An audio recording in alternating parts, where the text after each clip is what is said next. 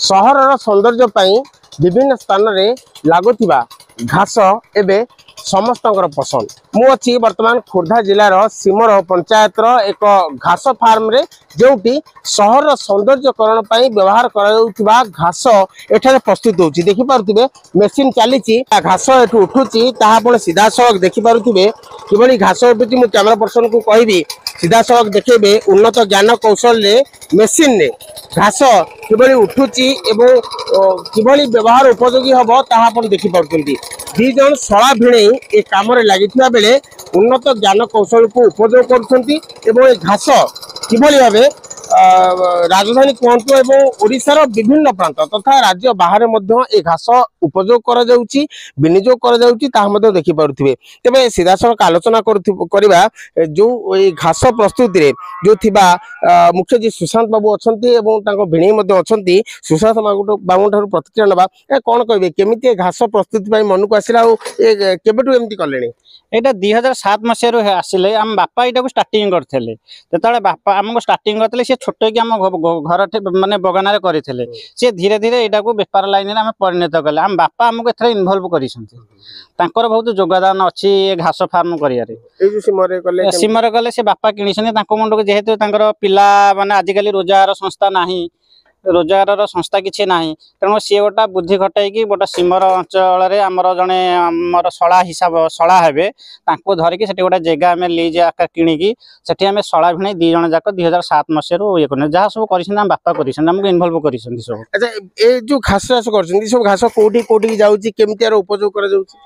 Are माने ओडिशार कलाहांडी मालकानगिरी कोरापुट भुवनेश्वर खोर्धा कटक सब डिस्ट्रिक्ट जाइए ऑलरेडी कि राज्य बाहर को भी जाइए कलकाता जाइए आंध्र भी जाइए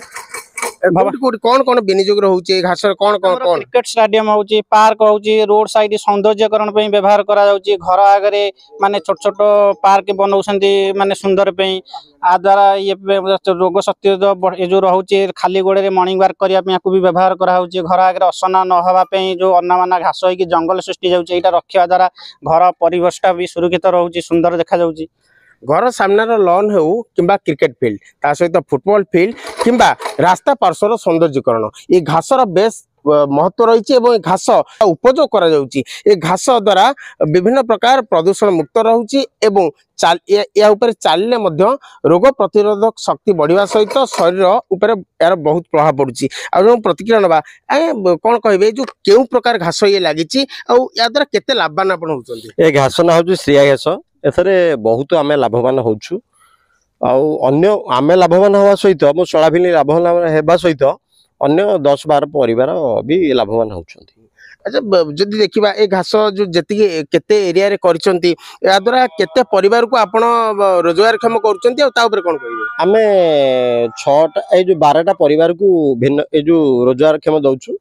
आमे भी लाभवान होउछु केते एकर जगह रे आपण आमे 6 एकर जगह रे करछु केबेटु एटा आरंभ कलेनी एटा 7 मसिया हला मो ससुर मो शला आमे 2007 मसिया जगह किनी 6 एकर जगह किनी कि आमे आरंभ करछु निश्चित शुणुवे सौंदर्यकरण सहित लाभवान होउछंती घास चाष करी निज अंचल ले आ जने कर्मचारी अछंती तांटू सीधा सड़क पचारि बुझिबा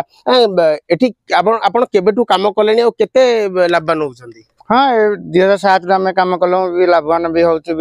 परिवार भी पोषण भरण कर निश्चय देखुवे उन्नत ज्ञान कौशल को उपयोग कर शला भिणे उभय एवं उन्नत ज्ञान कौशल को उपयोग कर लाभवान होगापी जो निरा पदक्षेप नहीं 2007 मसीह ता द्वारा लाभवान होती सहर सौंदर्यकरण क्षेत्र में ग्रामांचल में शला भिणे घास फार्म सतरे अन्य प्रेरणार उत्स खोर्धा सिमरु गोविंद चंद्र पंडा ईटी भारत।